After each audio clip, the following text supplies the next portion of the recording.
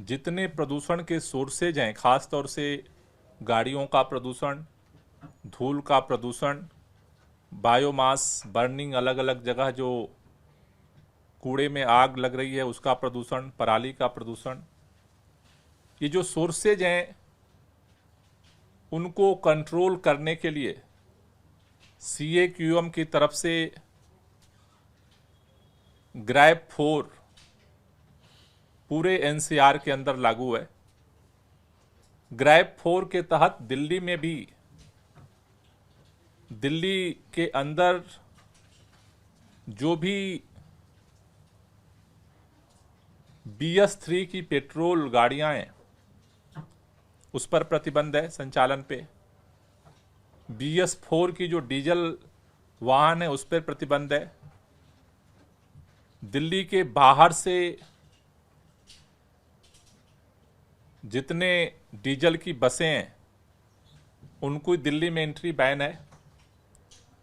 Essential आवश्यक वस्तुएं और आवश्यक सेवाओं को प्रदान करने वाले ट्रकों के अलावा सबकी एंट्री पर बैन लगाया गया है।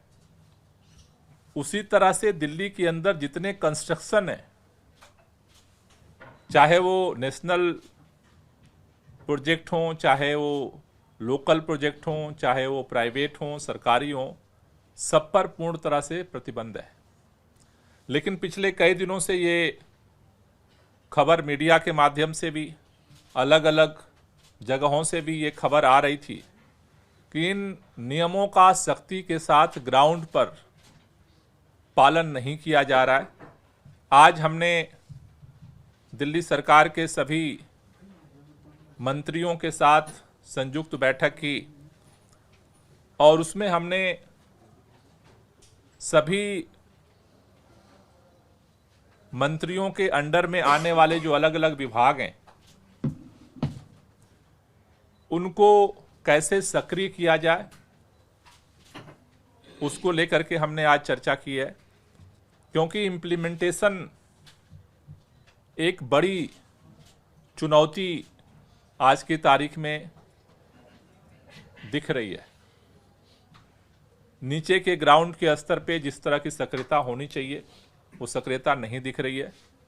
जो ये प्रशासनिक लापरवाही है, जो ढीलापन है, पूरे मंत्रिमंडल ने इस पे नाराजगी व्यक्त की है और इसको मॉनिटर करने के लिए सभी मंत्रियों को अलग अलग डिस्ट्रिक्ट्स में ग्राउंड जीरो पर उतर करके और इसकी रियलिटी चेक करने के लिए आज हमने निर्णय लिया है, जिसमें मैं नॉर्थ और नॉर्थ ईस्ट डिस्ट्रिक्ट में ग्राउंड जीरो पे मॉनिटरिंग के लिए इंस्पेक्शन मैं करूंगा। नॉर्थ और नॉर्थ ईस्ट में श्री कैलाश गहलोत जी साउथ वेस्ट और वेस्ट, साउथ वेस्ट और वेस्ट में कैलाश गहलोत जी को रिस्पॉन्सिबिलिटी दी गई है। आतिशी जी को ईस्ट और साउथ ईस्ट में ग्राउंड विजिट की रिस्पॉन्सिबिलिटी दी गई है। ईस्ट और साउथ ईस्ट। श्री सौरभ भारद्वाज जी को साउथ और नई दिल्ली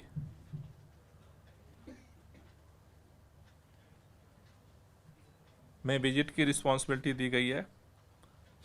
श्री इमरान हुसैन जी को सेंट्रल और सहादरा डिस्ट्रिक्ट में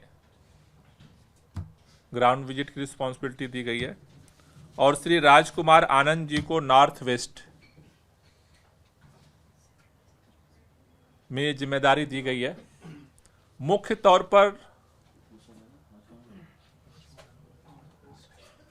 अलग अलग डिस्ट्रिक्ट्स के लिए अलग अलग अधिकारियों को पिछले दिनों चीफ सेक्रेटरी ने नोडल पॉइंट बनाया था।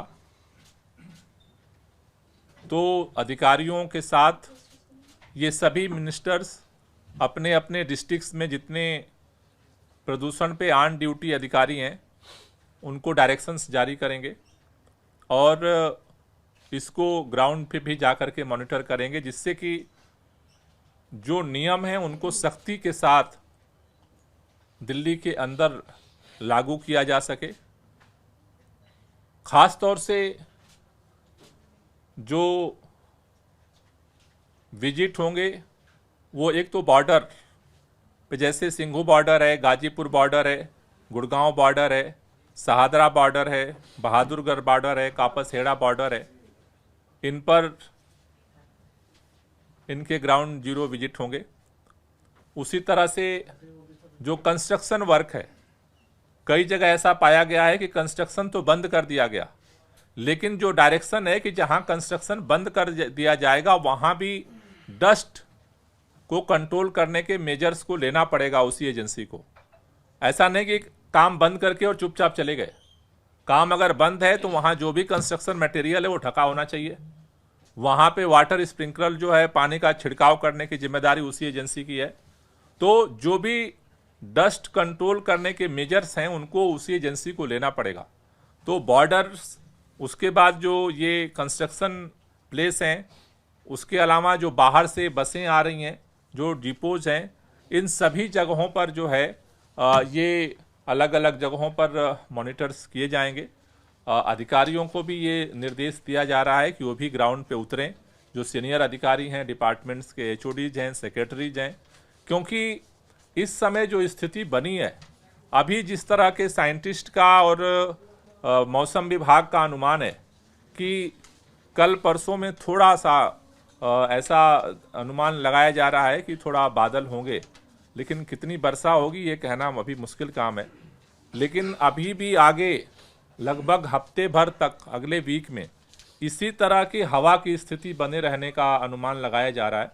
तो ऐसे परिस्थिति में हमारे हाथ में यही है कि हम ज़्यादा से ज़्यादा जो सोर्स हैं उसके कंट्रोल पर फोकस करें, और उसके लिए नियम बनाने के साथ साथ उसका इम्प्लीमेंटेशन सबसे महत्वपूर्ण है। और इसलिए सरकार ने आज ये मुख्यमंत्री जी के निर्देश पर यह निर्णय लिया है। सर, आपने जो बताया मंत्री उतरेंगे और जो अधिकारियों को सीएस ने नियुक्त किया उनके साथ काम करेंगे। इससे पहले हमने खासकर कोविड के समय में देखा था कि कोऑर्डिनेशन नहीं हो पाता, शिकायत रहती है कि अधिकारी जाके जमीन पे नहीं उतरते, अगर मंत्री उतर भी जाए अधिकारी बात ना माने तो फिर तो मुश्किल इम्प्लीमेंट कराना। देखिए, परिस्थितियां विपरीत हैं, आप सबको पता है। खास तौर से जब से केंद्र सरकार ने एक दिल्ली के ऊपर कानून बना करके दिल्ली सरकार की शक्तियों को छीना है, तब से परिस्थितियां विपरीत हैं।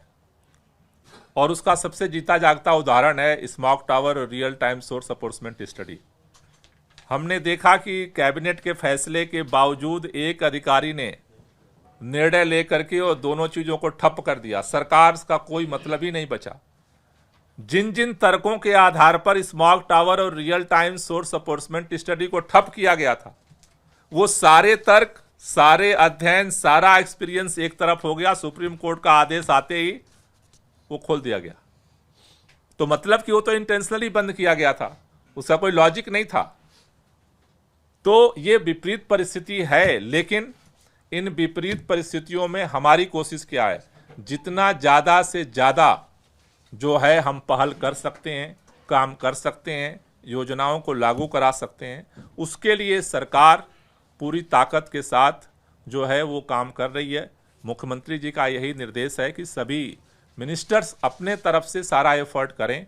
जो जो अधिकारी कोऑर्डिनेट कर रहे हैं, सहयोग कर रहे हैं, उनके साथ मिल करके हम ग्राउंड पे उतरेंगे। सर, क्या इस बात पे, क्योंकि जिस तरीके से बंद किया गया जो स्मॉग टावर था वो बंद किया गया, अधिकारी आपने बुलाई मीटिंग तो आए नहीं, क्या इस बारे में जानकारी जो है सुप्रीम कोर्ट को दी जाएगी कि इस इमरजेंसी की स्थिति में भी ये हालात जो है दिल्ली में पैदा हो रहा है? नहीं, स्मॉग टावर और रियल टाइम का तो संज्ञान जो है सुप्रीम कोर्ट ऑलरेडी ले चुका है, और उसके बाद ही उसने आदेश दिया, और उसके बाद ही उसके संचालन के लिए डीपीसीसी के लोग अब काम कर रहे हैं। अभी जो है हमारी कोशिश ये है कि सबको लेकर के हम काम करें। अगर बहुत विपरीत स्थिति आती है तो फिर आगे की सोचेंगे। सर वो एफबीएस टैक्सी को लेकर थोड़ा सा कंफ्यूजन है, क्या वो लागू हो चुका है? कल सुप्रीम कोर्ट के निर्देश का आप इंतजार करेंगे, उसके बाद लागू करेंगे? नहीं, सुप्रीम अभी डायरेक्शन उसका जारी नहीं हुआ है। अभी तो ट्रांसपोर्ट ने तो अभी किसी को डायरेक्शन तो नहीं दिया है। सुप्रीम कोर्ट ने जो आदेश दिया था उसके आधार पर ट्रांसपोर्ट को वो डायरेक्शन दिया गया है। कल उसमें चूंकि उसको लेकर के कई क्वेश्चन है, खासतौर से सीएनजी को लेकर के, तो चूंकि उसमें उतनी ही लाइन लिखी है तो कल हमें उम्मीद है कि डिटेल डायरेक्शंस उसमें क्लियरिटी सुप्रीम कोर्ट की तरफ से आ जाएगी और उसके बाद फिर डायरेक्शंस करेंगे। आज सर आपको वो प्रपोजल आने वाला था जो विस्तृत प्रस्ताव आईआईटी कानपुर क्लाउड सीडिंग जो आर्टिफिशियल रेन को लेकर, क्या वो आया है और उसमें क्या कुछ? नहीं, अभी तक नहीं आया, उन लोग तैयार कर रहे हैं, आएगा तो आपको सूचित करेंगे। सर पिछले दिनों में क्या दिल्ली में भी, क्योंकि आउटर दिल्ली में किसान रहते हैं, कुछ ऐसी घटनाएं दिल्ली में भी देखी गई जहाँ पर पराली जल रही है और हैं देखी गई हैं, तो कितना जुर्माना हुआ है, कितने लोगों की गिरफ्तारी हुई है, कुछ इसका डेटा तो मिल जाएगा? दिल्ली के अंदर तो बहुत नॉमिनल है, मतलब इक्का दुक्का, वो भी खास तौर से जो हरियाणा के बॉर्डर हैं जहाँ पर वो कन्फ्यूजन रहता है कि खेत इसमें है या हरियाणा में है, क्योंकि वहाँ तो बायोडिकम्पोजर का छिड़काव लगातार चल रहा है। जहाँ जहाँ हमने किसानों से पहले ही फॉर्म भरवाए थे, जिन जिन किसानों ने फॉर्म भरे हैं उन सारे जगहों पे छिड़काव का काम निरंतर चल रहा है। गिरफ्तारी और एफआईआर की घटना अभी तो यहाँ पे तो